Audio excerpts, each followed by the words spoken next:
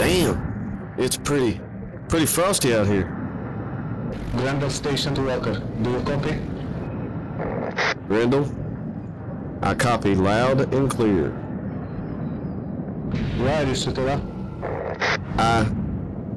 want to get a look at it. You know you can do that from inside the station. Yeah, that ain't the same.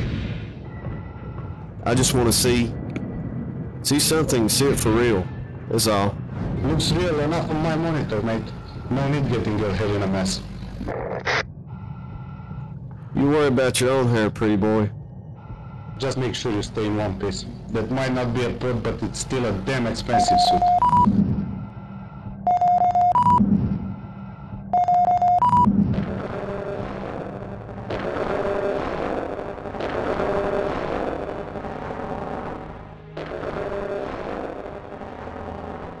There is a place beyond the bounds of normal space. In this place, systems can bend and twist the properties of ship combat. Into this place our French corporation Guillotine Therapy set forth, with a mission to unravel the mysteries of the wormhole. Faced with mass limits that dictate the size and type of ships moving through wormholes, it is essential for a good fleet to hit above its weight, and to extract the most use from a small number of capitals it can move with, which has made the triage tactics of previous Clarion Calls the dominant mode of heavy combat in wormhole space.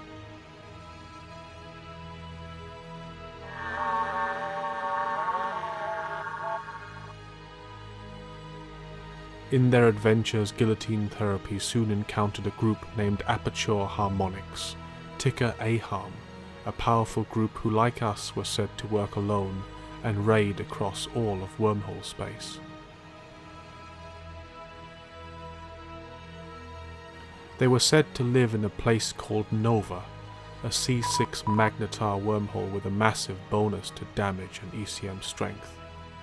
It was said no one had won a battle in Nova, and that fast, small scouts entering were instantly destroyed by faction battleships, even at range.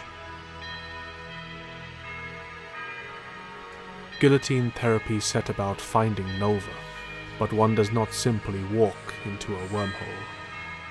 Even once we had eyes inside, within minutes of probing where the connection to Nova might lead, AHARM dreads would log in and collapse the entrance to generate new ones. This made it impossible to ever know the path to Nova for more than a few minutes. When faced with a fortress and drawbridge, civilizations of old would employ a battering ram, and so it proved here. The method is called chain collapsing. A system with a static C6 wormhole will always spawn a new C6 when it is destroyed. By doing this intentionally with capitals and battleships, and then probing and repeating this on each new wormhole created, it is possible to eventually cycle through all the C6 wormholes in existence. As there are 113 C6 wormholes, and the probability is independent, it means a 0.9% chance of finding Nova on each collapse. This can be slow work, but given AHARM's reaction time, it was essential for the entire fleet to be ready to jump at a moment's notice if the correct connection was spawned. And so, during the long evenings of chain collapsing, we entertained ourselves with stories of the unknown from the past, from lost cosmonauts, forgotten explorers, all the way back to the memory palaces of Matteo Ricci, or the location of Alaric's grave in the bed of the Bucento. Just as the suicidal captain of the Tainmouth Electron disappeared beneath the waves, J105934 appeared. We had found Nova. With AHARM holding full moon coverage, we instantly attacked the pause. Being good hosts, they instantly attacked us.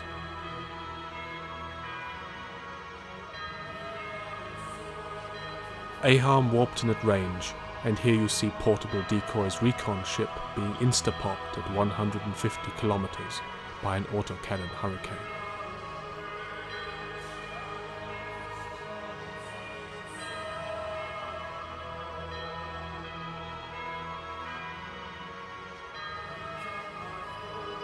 The warm welcome we expected, but the details were a little more baffling. Short-range neutron blaster megathrons that could hit at 150 kilometers for full damage. Logs that showed that every hit landed for perfect damage. No glancing blows or slight hits. And even a neutron blaster Brutix, usually limited to shooting a couple kilometers in front of its nose, was able to land for maximum damage at over 150 kilometers. Whilst the Magnetar may double a weapon's raw damage multiplier and alter its tracking, it affects no other quality on the weapon. How could short-range maximum damage setups hit perfectly at sniping ranges of 150 to 200 kilometers without even a single glancing blow? We knew right away that the secret had to lie somewhere within the Magnetar's bonus to the strength of electronic warfare. At least we had leads to follow. Despite the phenomenal demonstration of firepower, we had implausibly been able to kill AHARM vessels, and in steel as in flesh, corpses leave clues. Kill mails showed that every AHARM ship had had its weapons tracking disrupted by one of their own members. To have a hostile action from a friendly can happen a few times perhaps, but not on every ship. With the fleet trapped in limbo between a Magnetar and Hell, our scientists returned to the foundries to reverse engineer their methods. Before entering the wormhole, we had considered the technical implications of the extreme C6 Magnetar environment. For example, a sensor dampener with 100% bonus could give the hostile a negative lock range. This would mean that ship has essentially a lock range of 0, which is indeed what happened. We had also considered whether tracking disruption could set a weapon's tracking to negative. However, the tracking formula is squared, preventing a negative result, and even so, a negative angular velocity would just mean motion in the opposite direction and should have no impact. This means that mathematically, there was little point in trying to disrupt AHARM's guns. But the evidence pointed to AHARM tracking disrupting themselves, so we investigated further, and soon discovered that rather than the mathematically expected result, a gun with a negative angular velocity simply acquired infinite properties. It became a turret that could hit at any range on any object for perfect damage on any shot, no matter the size or speed of the target. The only limit, in fact, was the 249-kilometer lock range of the ship. This means, for example, a blaster Vindicator could hit an interceptor even if it was afterburning with an impossible transversal of 1,000,000 meters a second at a range of 248 kilometers, and each hit would land for maximum. Of course, now that we knew the rules, we spent the subsequent hours planning a superior version with more redundancy, since AHARM's use of tracking disrupting pairs meant that if one ship died, 2 sets of infinite guns were lost. But the tendrils of the galactic government reach even into the depth of wormhole space, and given the utterly absurd nature of the battle ahead, our member on the CSM Council wisely advised us to request the government's permission on the legality of the weapon before using it. The wheels of bureaucracy turned slowly. Weeks went by whilst we waited in the Magnetar, and so we published our findings to the pod community, with details of the infinite gun, our reverse engineering of it, and a desire for a showdown with AHARM on their own absurd terms. The revelations produced much unrest among pod pilots, as the scope of the infinite gun became known, and its potential uses financially. Finally, the workers of the Scrap Heap Challenge Yard uncovered a smoking gun. AHARM, it seems, had asked the galactic government for a verdict long ago, and it had been declared illegal. Unhappy with the result, they asked the bureaucrats again, but this time simply asked, "Is all as intended?" without referring to the weapon or the previous ruling. A blanket question received a blanket answer, and Aham used this to build their supergun. With these details public, Concord moved in, and their science teams removed the bonus to electronic warfare not just from Nova, but from all magnetars, everywhere. The infinite gun was gone. We were not, but the long wait had rendered many pilots homesick for the simplicity of normal space, and many of those who remained were no longer in suitable ships now that all bonuses to electronic warfare had disappeared. Nonetheless, we attempted to engage, even though we were without heavy assets like carriers, and the halved lock range of the Magnetar forces Guardians close to Balgorns. Aham deployed our own signature tactics against us, with good skill, and we were unable to break their triage carriers, one of which was ironically flown to fine effect by an ex-Rooks and Kings member, Seamus McLove.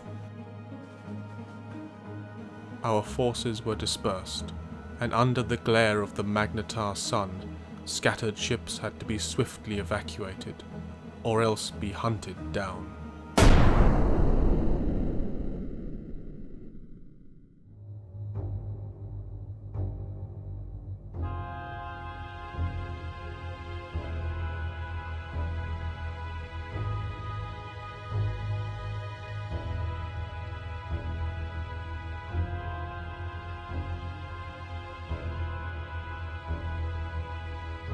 The secret of the fortress had been exposed, but Aperture remained unbowed.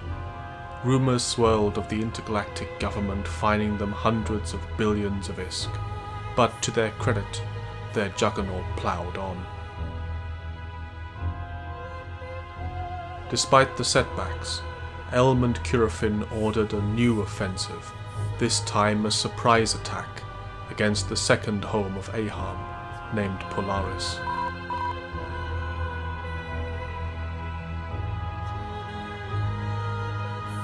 Having previously dispatched a number of heroes of known space who then disappeared in the depths of unknown space, they asked me to command the fleet myself. When the call comes, pilots must answer, so I topped up my pod fluid and set off.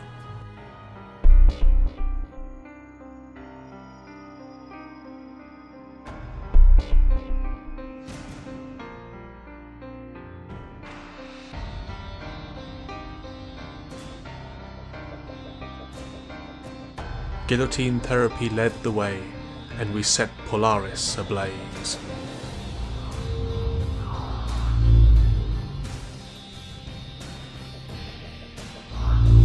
On Elm's instruction, I openly published the wormhole connections to Polaris, and invited Aperture reinforcements to pass any blockade freely and enter at will to fight us.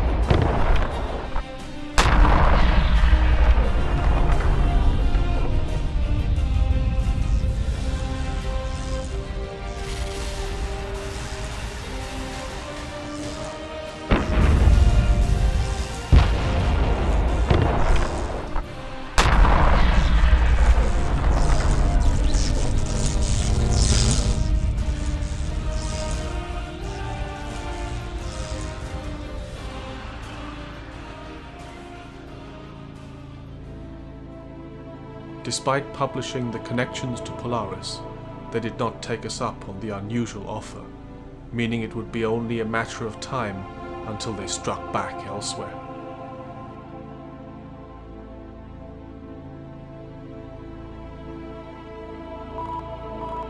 A month after Polaris burned, a small wormhole-faring group by the name of Norcorp attacked Guillotine Therapy's system of the time and reinforced a tower. Why would a small, relatively unknown group like Norcorp attack an entity like Guillotine Therapy? Had they been paid, maybe coerced, and did they have a backer? My suspicions were aroused, and that night I put Alizeus into a Proteus and led a T3 fleet from normal space back down the rabbit hole.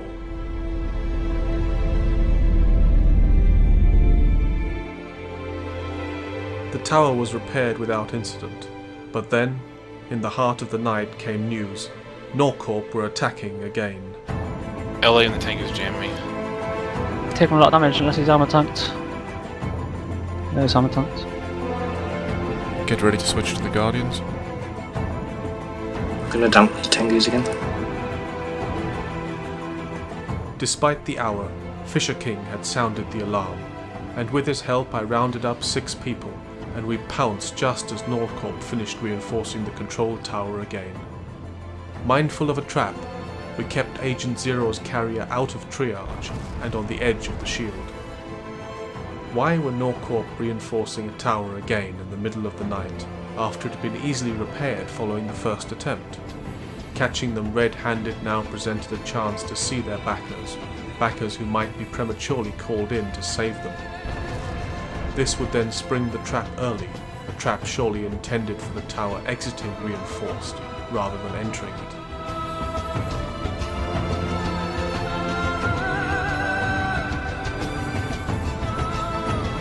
Starting to walk off. Keep on scouts.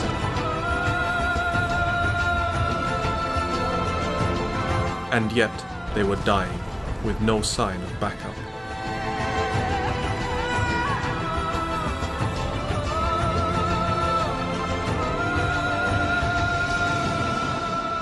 Okay guys, just the Nagelfar. So we should just start killing him.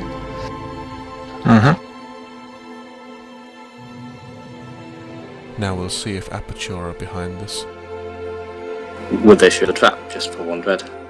Maybe the night pilot is screaming at them to do so. Two Scorpions on scan. 2 hostile Scorpions. Get ready to switch to Scorch. Okay, Guardian, Hurricane, Scorpion. That's okay, that's probably just Norcorp.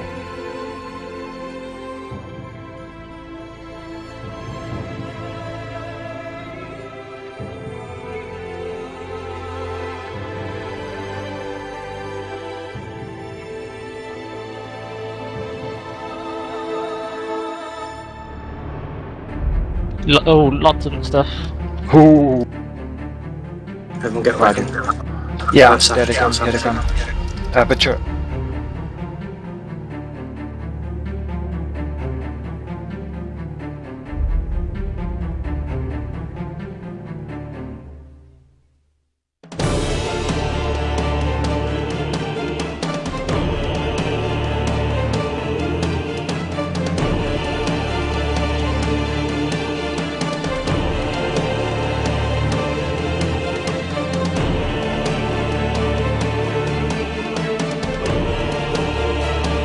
Having secretly built up a force in the wormhole, Aperture had now shown their hand and only killed 1 battleship for it.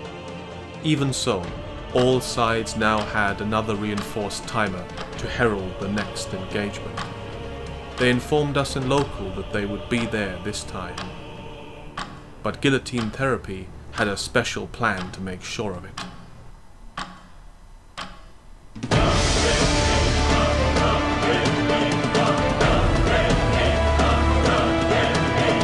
Early next morning, we began chain collapsing for Nova.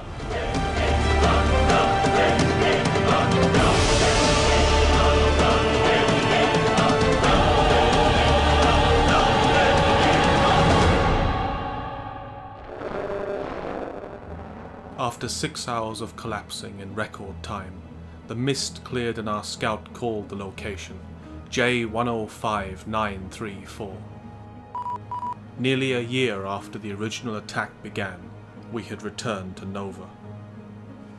With Aham preparing to collapse the entrance within minutes, we had to engage with the pilots we had against what we knew would be an escalating force. We would bring 2 critical heavy mass ships in with us. The first was the triage carrier of Agent Zero. The Magnetar's penalty to lock range makes a Guardian group very vulnerable to sensor dampening, meaning our signature triage ship was the viable choice for a small group. However, in a Magnetar, even with a 20,000 DPS tank, the Archon has many predators. Aside from neutralizing ships like Balgorns, we knew Dreadnoughts would present a massive danger. Due to the properties of a C6 Magnetar, a single Moros Dreadnought can easily outdamage a Nyx supercarrier. The second crucial heavy mass ship was the Balgorn of Celaya. For as long as it can be fed capacitor, a Balgorn can perform critical roles, from neuting hostile triage carriers to switching off capacitor-heavy guns. With only 1 triage and 1 Balgorn, we knew there was a danger of being swamped in the critical assets. But during our last trip to Nova, we had seen Aperture using our triage tactics to excellent effect. Our desire to teach them a lesson in triage blinded us to the dangers. Morris this side, there's a Morris this side. BL is primary, Apocalypse Navy issue. BL is primary. I'm going to web their caps so they can't him. We've got a large anchorable bubble anchoring on our side. I'm going to go switch back into Legion. I will jump the Visphorus and put a bubble on the other side. Everyone keep in jump range so we can jump back. Oh, guys, we're not going to jump back until they're dead. Now look, all you people around the wormhole entrance right now, fly away from the wormhole. Fly away from the wormhole entrance, get into Optimal, get over here, and kill them.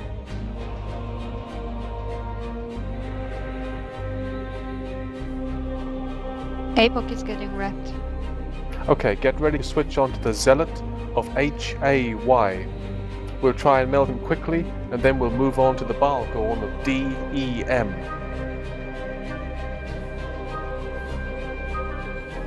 Switch now. Agent, have they started priming the triage?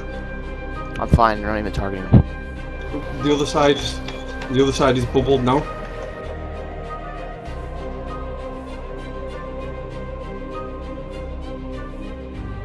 Celaya, they have 2 Balgorns and we only have yours. This whole fight's going to depend on you silencing both of them.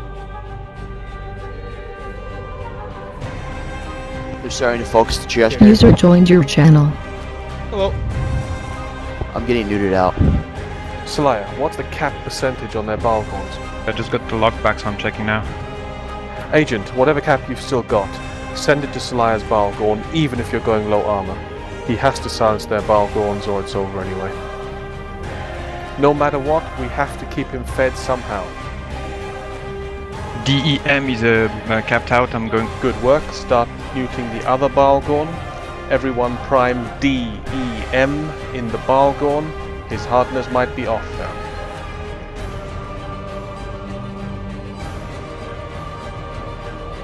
It's going down. Overload on them, guys, overload. Balgorn's dying. He's getting wrecked, you should swap. Okay, switch to the other Balgorn.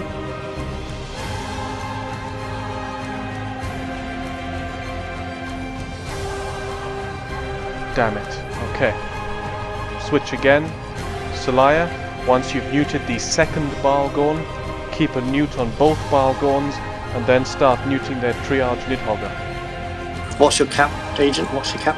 I'm getting cap back, I'm at 30%, 38%. Okay, everyone switch back onto the Apocalypse Navy issue of BL. We need to wear down this Nidhogger's cap. Cap on the Nid. It's almost, yeah, it's at 5%, 10%. And cap on the bars? I'm jammed, but they were all empty, both of them. Okay, their Nid will be capped any second. Switch on to the Navy Geddon. I will come back with the Phobos. Okay. This Navy Geddon's gonna die. Keep on him, keep on him. Navigeddon's down. Melt BL. Second Nidhogg on grid. Second Nidhogg is on Yep, grid. there's more coming in. Finish DEM's Balgorn before their second triage gets rep. But damn me if you can. Loki coming in. Celaya, is their first triage carrier still neutered? Yeah, the Nidhogger still has no cap at all. Okay, he's prime. Mute the Morris now. Mute the Morris so our carry doesn't attack us.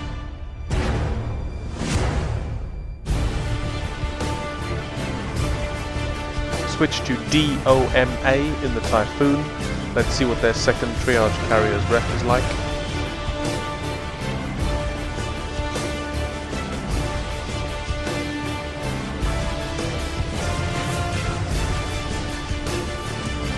Okay, it's good. Back onto the carrier.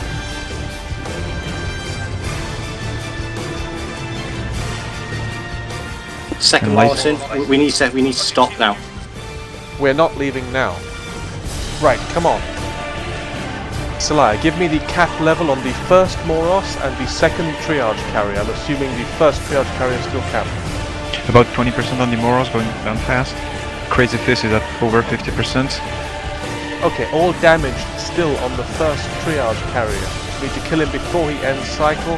Celaya, just keep muting the Moros and check the cap levels on the second Moros. Get ready. Something's hitting me really hard. I'm getting low armor.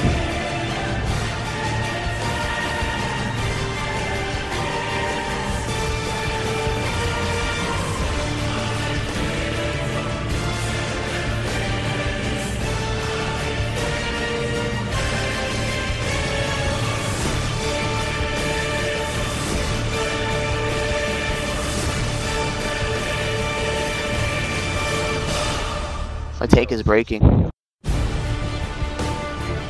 8 agents, tanks breaking. Yeah, tell me something I don't know. What's the second Morris like? Select. He's still good at 40%, I'd say. And how long until the first dread is capped? He's at like 3% now, so about 30 seconds max. Okay, good. Keep muting them. Keep muting them. Everyone else, we have to finish off this carrier. Come on, we're nearly there. We have to finish him before he comes out of triage. You get what is the structure?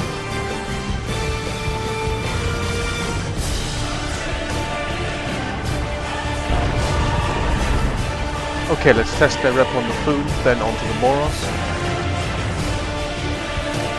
Let's kill him, Moros. Geddon is back, Sliff. Sliff and the Navy Geddon's back. Agent, how low is your armor? About 40%, going down about 20%.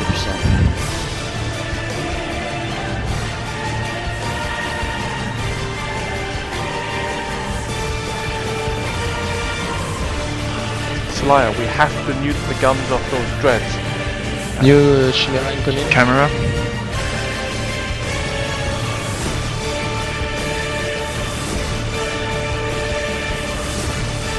Okay, both the Moroses are out of cap now. Shit. What have you just lost? Never mind. Alzace, I burned out one of my reppers. One of your My self-reps. self-repper. Yeah. I mean, I had to. I was my tank. It doesn't matter. One Moros is dead, the other one's held 0 cap. You can tank all their faction battleships on one rep. We've won.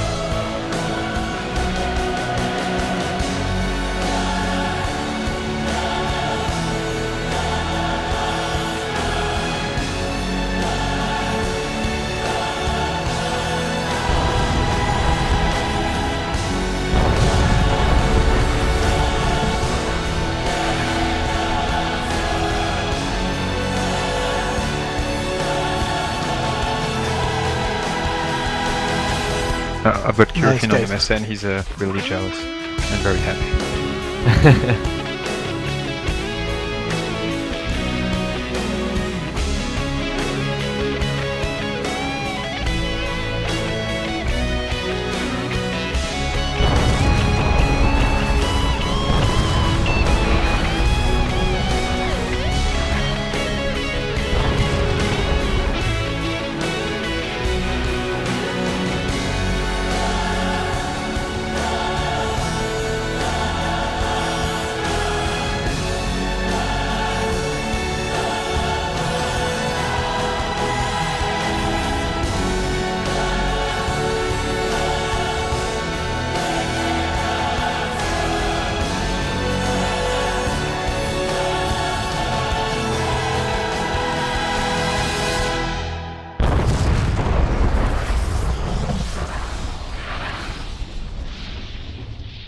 Does anybody have repair haste?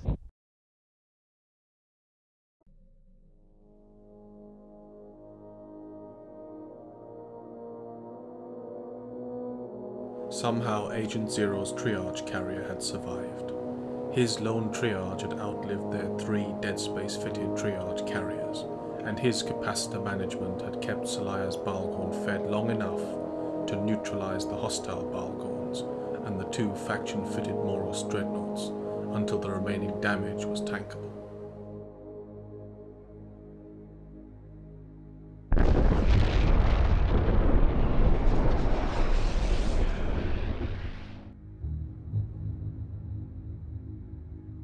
In Nova, our attacking fleet had crushed their defending fleet. Meanwhile, back in our wormhole, our defending fleet had formed up, against which their stranded attacking fleet could mount no challenge. We are probing for them? We've killed a Revelation and started repping the tower. The system is under control.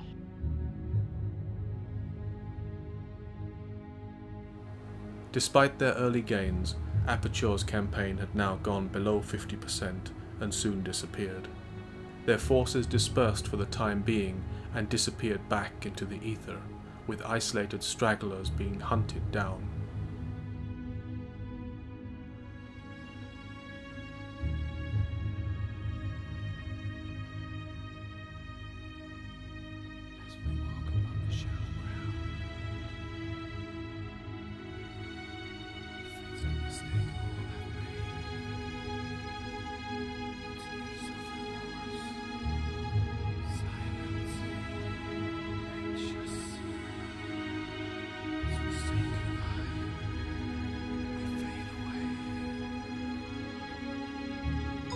But war never ends.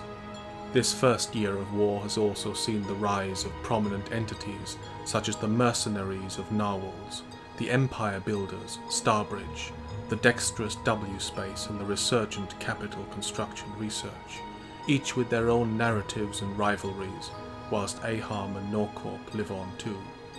In the second year, battles will be won and lost, towers will burn, and new pilots will make their name. Aham were wrong about many things, but they were right about their motto: all paths lead to K162. Grendel, we'll never know what's out there. I'm heading in.